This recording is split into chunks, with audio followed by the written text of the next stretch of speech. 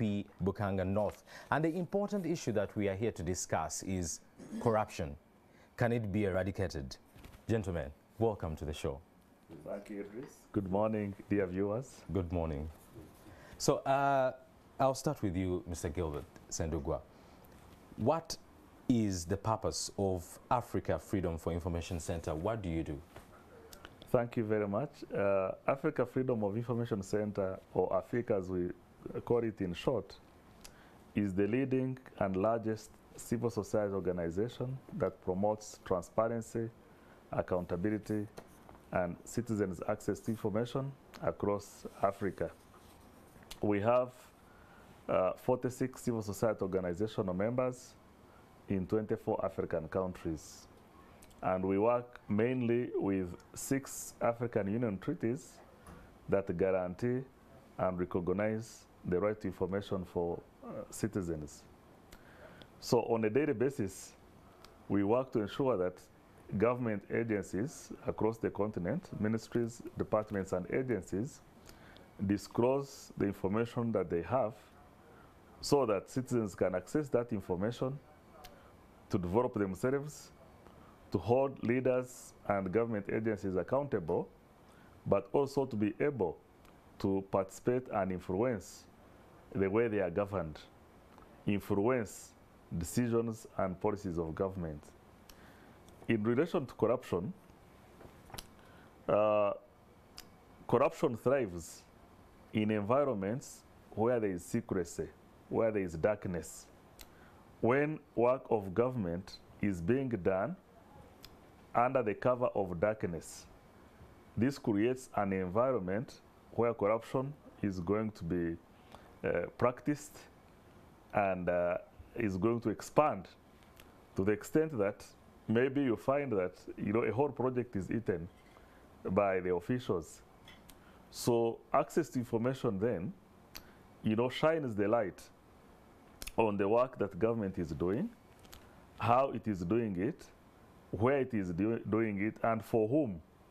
And when people have this information and they are able to track the projects and programs that governments are implementing, it helps to address corruption and ensure that citizens access the services that governments have paid for.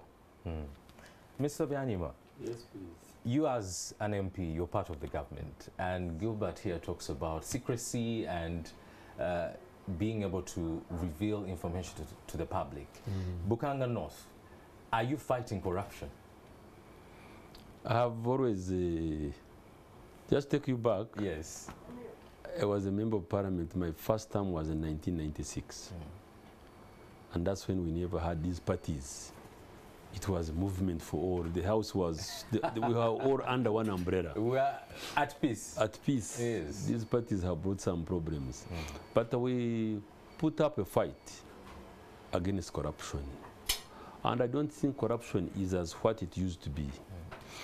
It's a challenge, except the society now has moved a bit, step. But all the efforts now, everybody, you need to be affected or feel the pinch, and you come out to say it. I'm telling you, people have been quiet for so long, but you can see how people are coming out, especially these youth. Anything they bring it up in the papers. When it talks access to information, now information is available. But somehow there are people, quite a number of people in government, who don't want to read the information out. But that one is no longer, we are handling it. I can tell you, you remember the budget speech. Used to be all of us would quake and would not know, people would hold items. But now it has been demystified. The budget, as of now, we know how much that the budget will be 43 trillion. Next budget, 22-23. So we are now really in the move, like in Parliament. I was in Parliament in 96 up to 2011. Then I have come back. You can see, and I have found the system is working, like in Parliament. So I am calling upon, of course, my colleagues and all of our leaders, or all of us leaders, because that corruption that you are talking of affects all of us. Like you saw, COVID has affected all of us. Nobody knew that really it would be a sickness. Few people would get sick and we treated. No, no, no, no. It has affected us in different ways. If you haven't had a sick person, somehow your business has been affected. Your way of living has been affected. So it's now the corruption, it's a major agenda on government. We have people, they have been called fishermen. They are really wonderful people, I'm telling you. The fishermen. The fishermen are going to work. Are you part of the fishermen? No, no, I'm not. I support them. I'm in the real to support the fishermen. Yes. Because the cabinet that we have, I think it is a change. Let's have these people simple but able to do work. We are really want to command them.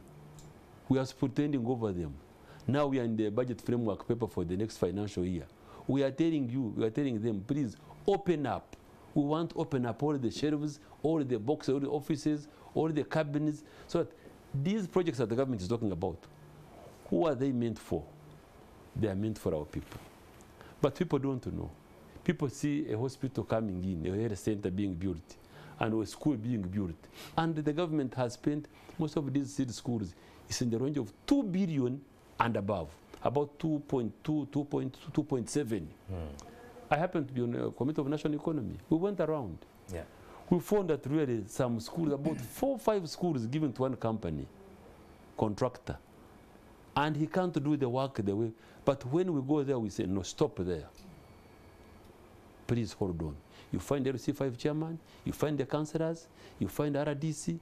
You know, the people are now in arms. What they need is your support, you people, the local people, so that somebody does not stand up and say there is a problem here, and then he's witch-hunted, then he's fought. Corruption is a challenge to all Ugandans, not Ugandans around all over the world. It's a problem. Mr. Sendugwa, what are some of the forms of corruption that have been observed by AFIC that we have in the country?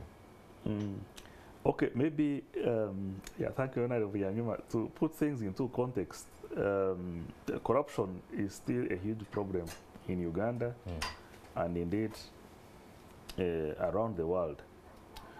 When it comes to Uganda, the Inspector General of Government in December submitted a report to Parliament, to the Speaker of Parliament, and she told the nation that every year Uganda loses 20 trillion.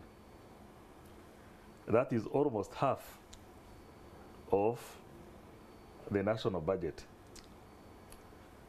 It is 2 trillion shy of the total revenue that is projected to be collected in this financial year. So this is a big thing, that 20 trillion is lost every year through corruption. That is according to the Inspector General of Government. So it's a big problem. Secondly, in the NRM manifesto of 2021 to 2025, corruption is mentioned 17 times. A recognition that if that manifesto is to be actualized, to be implemented, then corruption has to be addressed. Now, since the NRM got the new mandate, it's almost a year now, but I don't think that this 17 times corruption being mentioned has been adequately reflected in the implementation of government programs. Because by now, we would have seen heads rolling more seriously, would have seen government emphasis on shining the light on its projects to make sure that every project that is being done, the public knows and is encouraged to ask questions, and that public officials are required, to provide that information, either when people have asked, or people asking without asking public officials to be able to disclose or publish information. When you go to the government procurement portal, it is a requirement that every ministry, departments and agency publish their procurement plans publish tender notices, publish contracts and award notices. But then you go there and you find that, for example, in the health sector, for 6 years, 7 agencies have not published anything.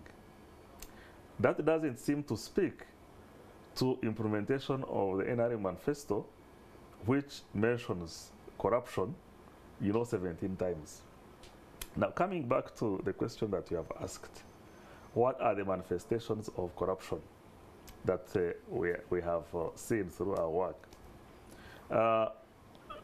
The first thing, of course, is the secrecy that we see, that agencies do not disclose information as required.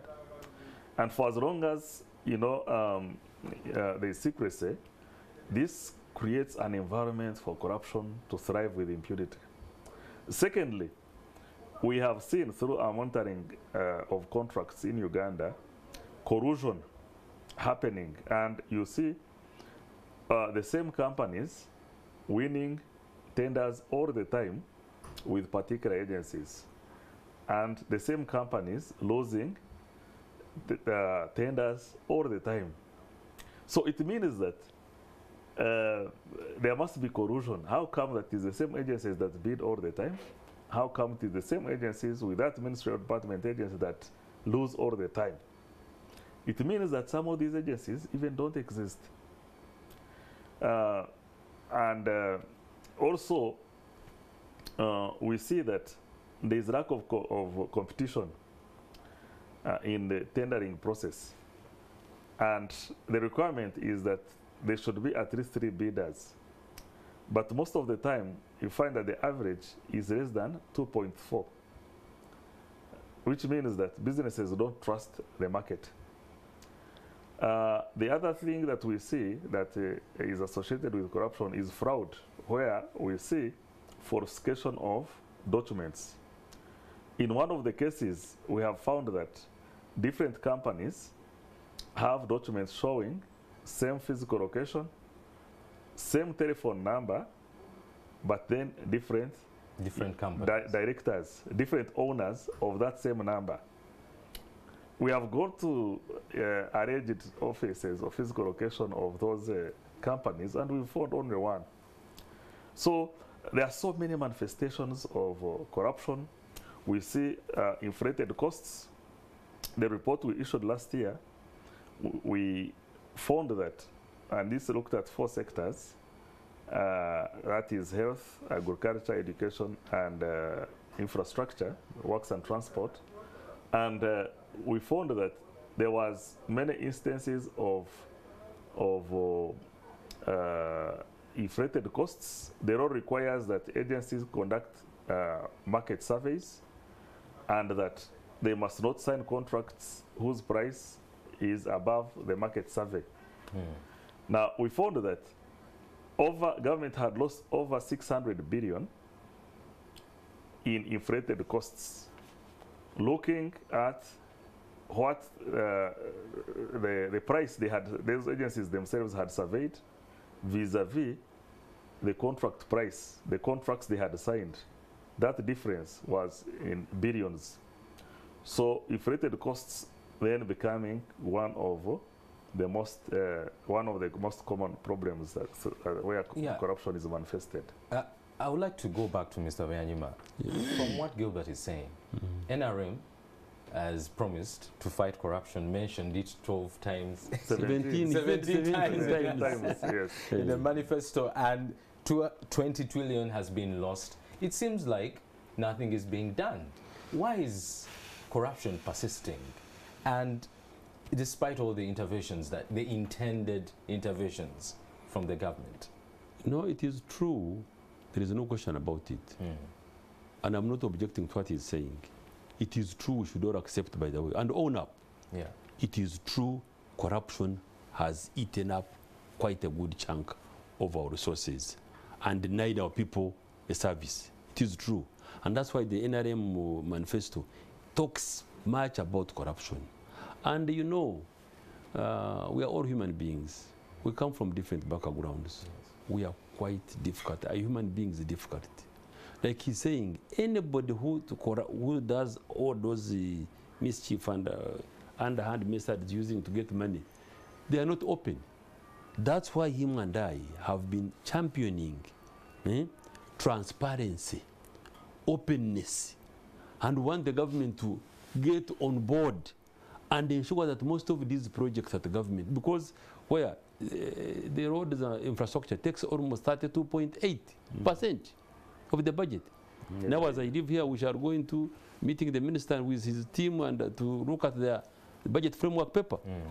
But what are we saying? We are saying, let's be transparent. If a job is, for example, Ginger Express, that's what we're talking about. Mpiji Express, you know, so that when there is a job, let it be competed for fairly, transparently. Yes. So that people can, all our people can know, because where do we get the money? You have seen yesterday, you saw the road tour on NTV Road Express. Kajina was full of praises, you know, was full of happiness by saying we had anticipated to get about 12,000 vehicles, but we are now in 15,000 vehicles. They were able to collect 250 million shillings within 3 days. Don't you see people happy? The fuel has gone up because there is a fuel levy that is supposed to go to road fund for road maintenance. If that money can go to road maintenance and they are going to maintain a road in your area, for example, at home, where do you come from? Me? Hey. Nakasongora. Nakasongora. You know how it is. Yeah. Nakasongora is a huge area, by the way, but roads are very bad. They could be bad. They say, this money is meant to repair this road. You call the people of the whole sub-county. Tell them, there is contractor so and so is going to do this road. Tell me, why can't they watch out?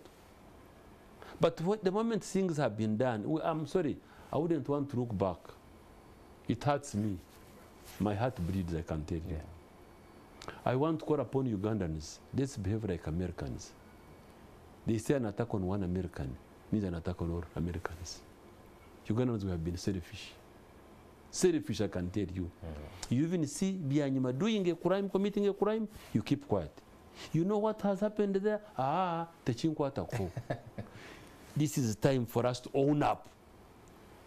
Really, the ministers should come out and ensure that the projects are transparent. Billboards, why are we interested in MTN or whatever billboards? I want a billboard in my area, Nakasongora, that this road or bridge is going to be done by this company, and the amount is this, the duration is this, the contract is so and so, the supervisor is so and so. You get me? So that people can own up. People have not been knowing what is happening. I can tell you where our initiative cost. Transparency, where we open transparency, really, we are saying we want things on the open. I don't want here a road being done and people don't know. No, it's their road. People on the eastern route, people in Uganda are concerned about express. Nobody knows. We want an update. At one time I went to Malawi. Malawi is a simple country and poor country, by the way.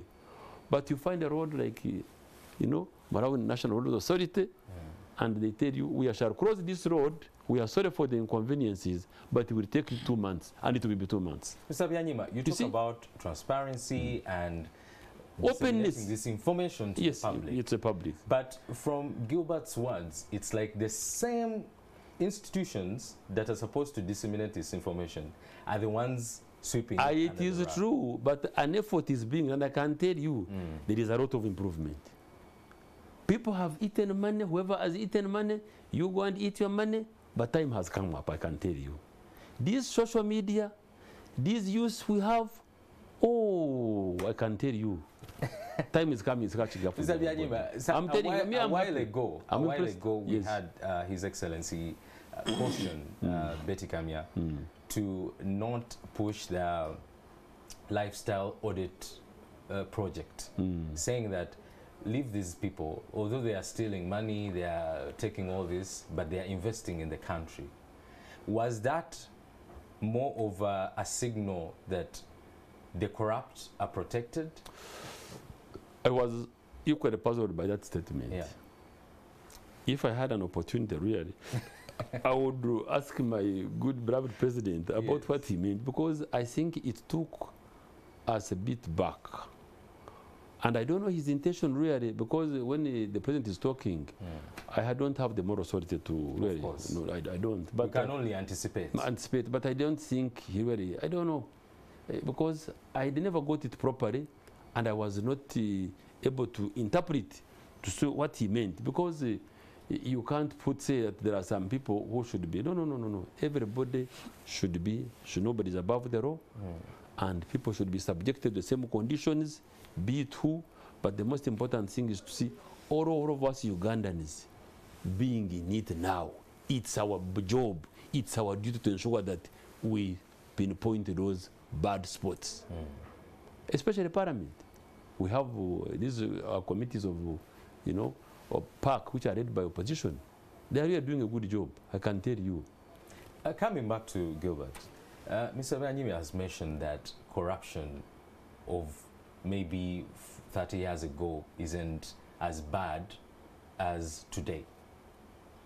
What are some of the points that you can put out as Africa and say that this has been done to actually eradicate corruption, and this is what we have achieved, and this is where we are going? Because we have a Vision 2040 to eradicate corruption, but it seems elusive. Every time we set goals and say 2020, 2030, 2040, is there a guarantee that we might get to 2040 and say, now it's Vision 2070?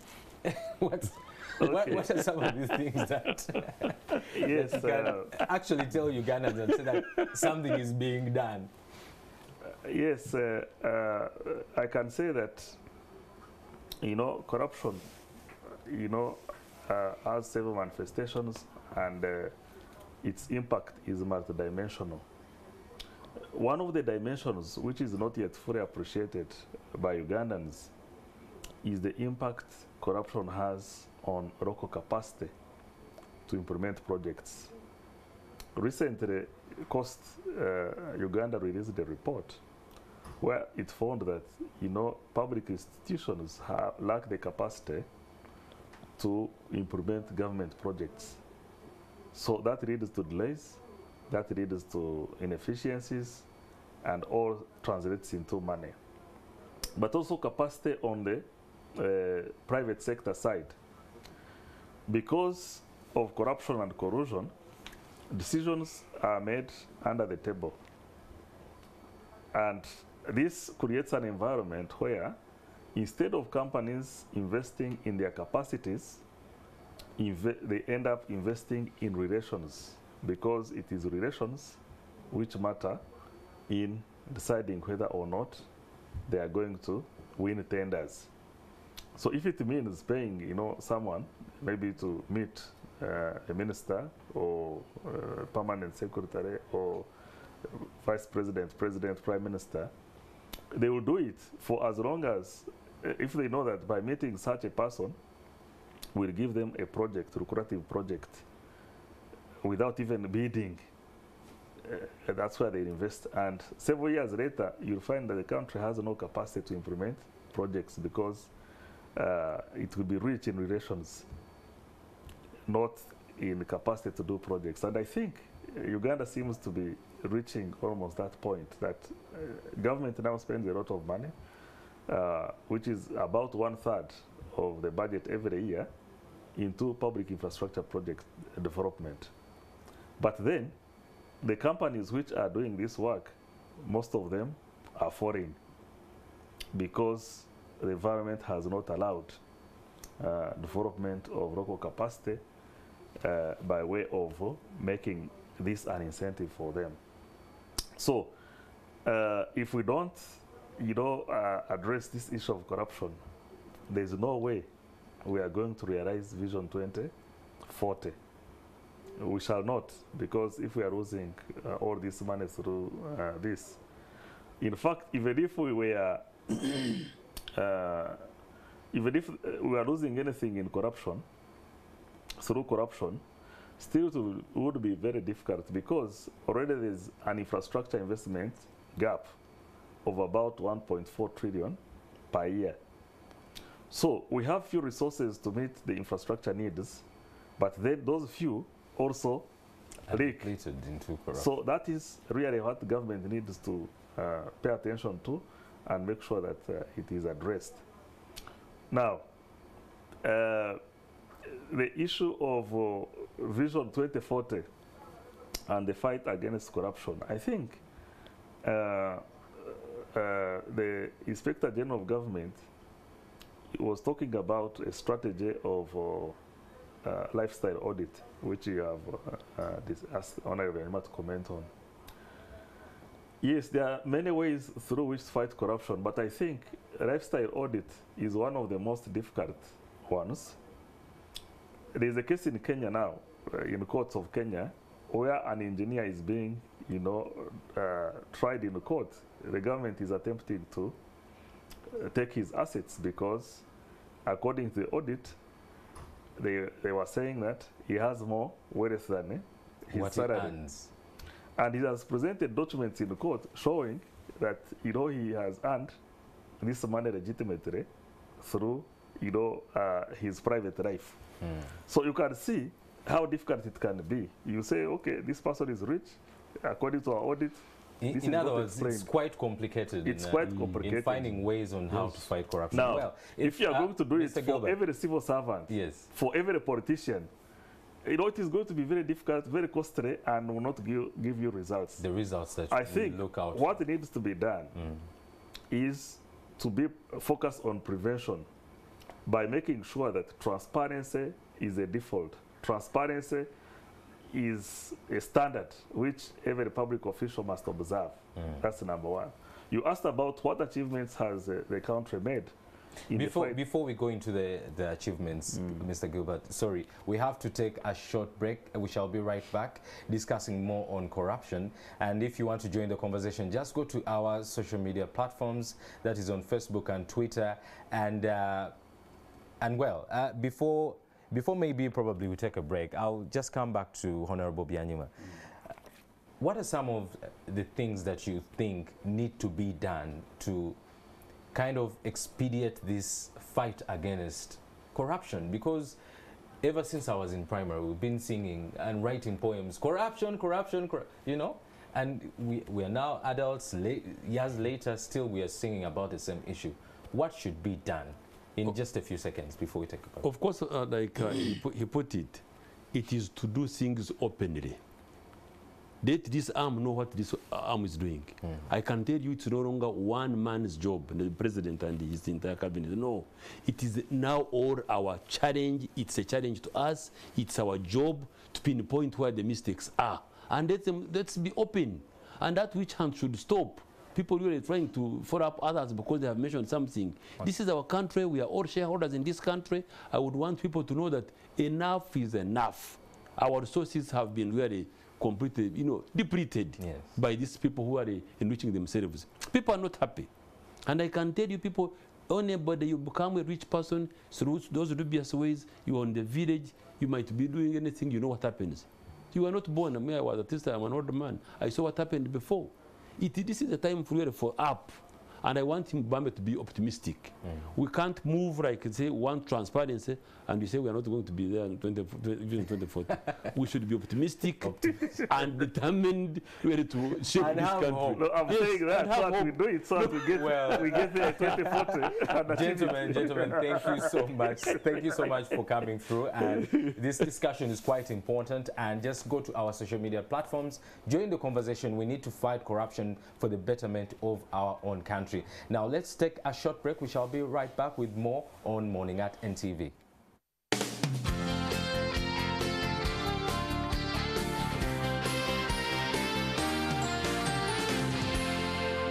You're watching Morning at NTV.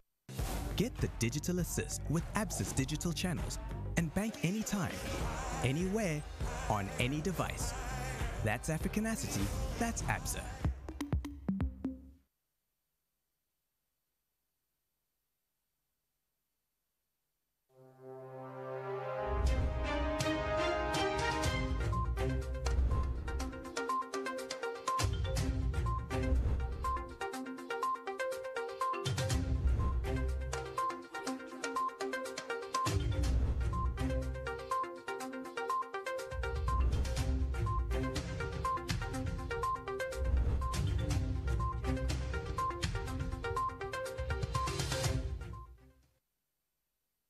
On the next episode is brought to you by Crystal Mineral Water is a sanctuary of refreshment. On the next episode, You see, Arturo, our past, and above all, I honestly think our relationship right now is really affecting our children in the worst way.